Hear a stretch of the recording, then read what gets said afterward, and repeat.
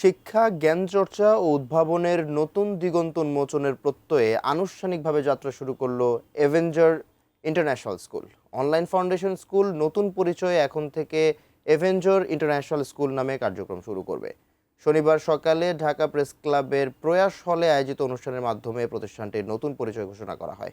অনুষ্ঠানের উদ্বোধন করেন প্রধান অতিথি এভেঞ্জার ইন্টারন্যাশনাল স্কুলের প্রতিষ্ঠাতা চেয়ারম্যান ও ব্যবস্থাপনা পরিচালক Khan Mohammad Aktaruzzaman.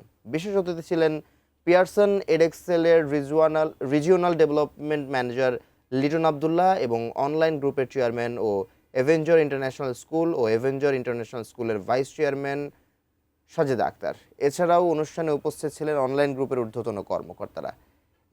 Avenger international school Lalmatia principal Dalia Nowrin, Avenger international স্কুলের ভাইস প্রিন্সিপাল মোহাম্মদ রুহুল আমিন, শিক্ষক, অভিভাবক ও আমন্ত্রিত অতিথিরাও উপস্থিত ছিলেন।